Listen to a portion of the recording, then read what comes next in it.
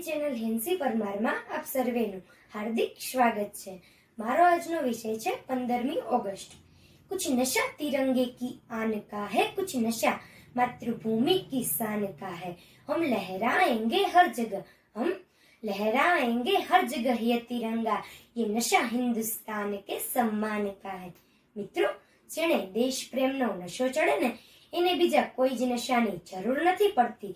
कोई पण देशना नागरिकने पोताना देश प्रत्ये प्रेम, आदर, सम्मान अने दाशित्य भाव होवो जरूरी छे।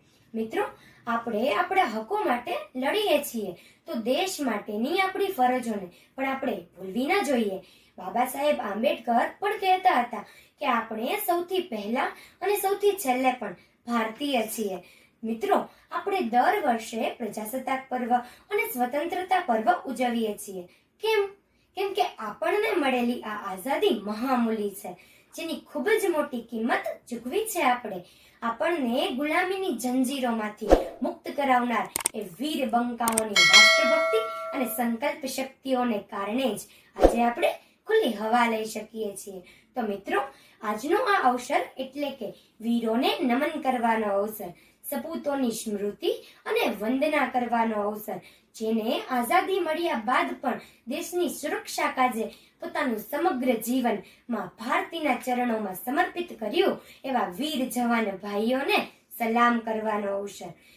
જો તમારી આગળથી કોઈ વીર જવાન ભાઈઓ પસાર થાય ને તો તેને એક વખત જય હિન્દ જરૂરથી કહેજો, કારણ કે તમારું આ જય હિન્દ એ એમના માટે ભારત રત્ન કરતા પણ મોટું ઇનામ હશે।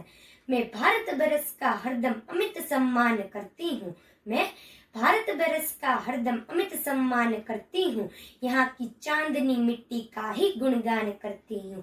मुझे चिंता नहीं है स्वर्ग जाकर मोक्ष पाने की, मुझे चिंता नहीं है स्वर्ग जाकर मोक्ष पाने की, तिरंगा हो कफन मेरा बस यही अरमान रखती हूँ, बस यही अरमान रखती हूँ। तो મિત્રો, હવે વાત આવી આપણી કે આપણે આપણા દેશ માટે શું કરી શકીએ।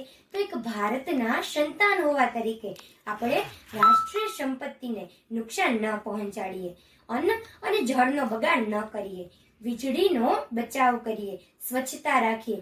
એ પણ એક રાષ્ટ્રભક્તિ જ છે। જો ભારતને વિશ્વગુરુ બનાવવો હશે તો તે માટે આપણે શિક્ષિત અને સંગઠિત બનવું જોઈએ। બાબા સાહેબ આંબેડકર પણ કહે છે કે શિક્ષિત બનો, સંગઠિત બનો અને સંઘર્ષ કરો। બીજું, જો આપણે ભારતને ઊંચાઈએ લઈ જવું હશે તો તે માટેનું પ્રબળ સાધન પણ શિક્ષણ જ છે। સ્વામી વિવેકાનંદજી પણ માનતા હતા કે મનુષ્યની સ્થિતિ જો સુધારવી હોય તો તેનો આંતર વિકાસ થવો જરૂરી છે। તે માટેનું પ્રબળ સાધન પણ શિક્ષણ જ છે। 21મી સદી એટલે જ્ઞાનની સદી। તો આપણે આપણા જ્ઞાનના બળે આ માતૃભૂમિની મહાનતામાં વધારો કરીએ। અને અંતમાં હું આપ સર્વેને એટલું જ કહીશ કે વતન હમારા ऐसा कोई छोड़ न पाए, वतन हमारा ऐसा कोई छोड़ न पाए, रिश्ता हमारा ऐसा कोई तोड़ न पाए। दिल एक है हमारा एक जान है, दिल एक है हमारा एक जान है, हिंदुस्तान हमारा है और हम उसकी शान है, हिंदुस्तान हमारा है और हम उसकी शान है। અને જો મારો આ વિડીયો આપ સર્વેને પસંદ આવ્યો હોય તો પ્લીઝ મારી ચેનલ હેન્સી પરમારને લાઈક, સબસ્ક્રાઇબ અને શેર કરજો, જેથી કરીને નવા નોટિફિકેશન્સ આપને મળતા રહે।